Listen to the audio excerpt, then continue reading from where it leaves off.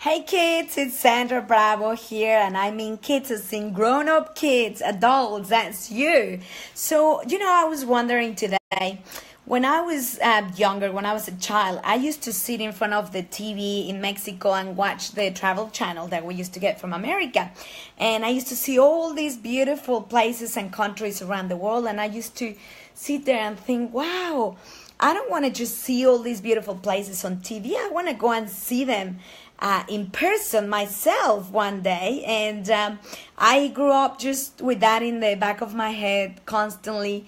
And then I told my parents I wanted to travel. They said, well, when you finish your degree, you can go. And that's sure enough what I did. I hurry up to take summer subjects and everything I could so that I could leave soon and go traveling around the world. And so finally the day came where I finished my university degree and off I went to travel around the world.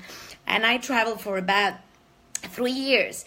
I went to Canada and the States, and I went to a ton of countries in Europe, and I went to South Africa and New Zealand and Asia and Greece, and then I went to Australia. And out of all the countries that I've visited, I've been to 40 countries by now. By the time I turned 40 and I went celebrating on my birthday cruise, I actually reached my 40th country. And out of all the countries I went, I remember always thinking, you know what?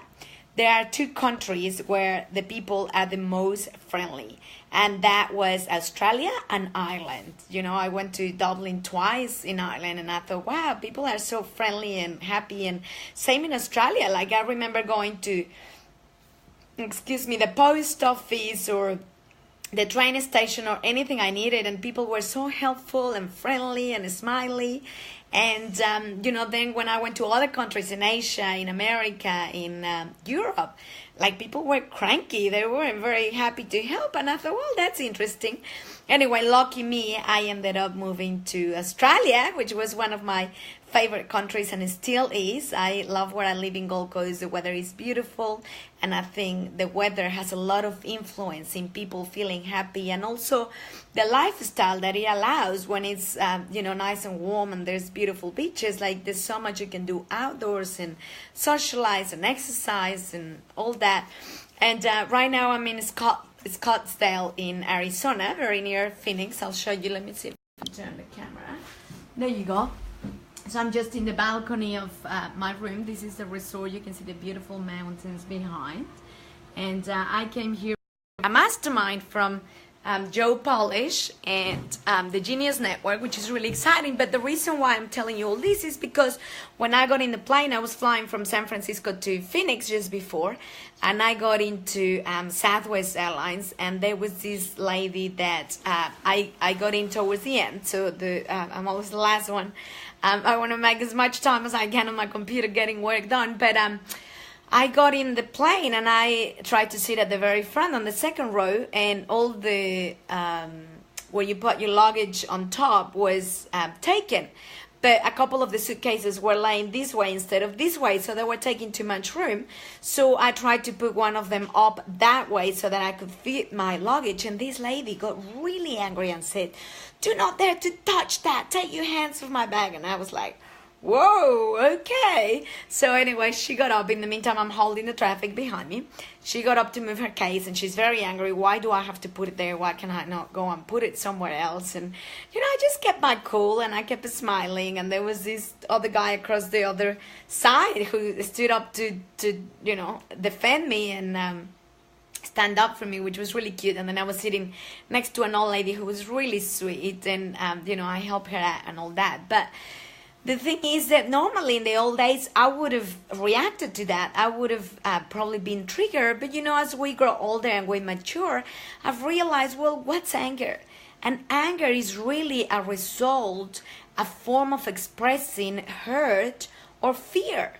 So people, when they're angry, they're usually under a lot of stress, so they're fearful of their circumstances, or they're hurt, they're resentful, or things are not going as planned. And so when you think about that way, you become more patient and you don't get triggered to other people being angry, whether it's at you or at something else. Because I thought, well, she has no reason to be angry at me. She's obviously angry for something else, and maybe she's hurting, maybe she's going through a tough time, maybe she's fearful of her circumstances or whatever is going through her life. And when I think about it that way, it allows me to be patient and not to take it personal, so that I don't react. I kept my cool, I kept smiling, and I thanked her when she got out and moved her suitcase. I said, oh, thank you, I appreciate it, and thank you for your patience. And I truly meant it. I didn't say it sarcastically or anything like that, but my point is, I felt so grateful, first of all, because I live in a place that I love, even though it's so far from my family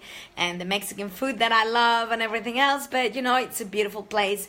It's safe. It's a great country to raise my children, my girls, and beautiful weather and a beautiful location and all that. But also, I felt so grateful to be able to live into my life purpose and the thing that is meaningful to me, and to be able to serve others, because I just want to serve. I want to help other people find that passion so that they can feel the joy and the happiness. Because at the end of the day, when you're doing what you love, when you're doing what your calling is, what you're supposed to do in this lifetime, then it's not work, it's not a career, it's a mission, and you do it with joy.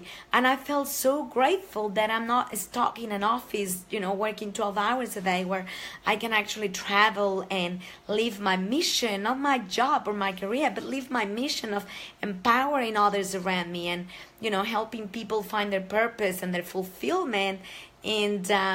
And I can have the freedom to do it wherever I want, with whoever I want, and at the same time have the freedom and the flexibility to be a present mom and be there for my kids. And I think that has a lot to do with not feeling stress.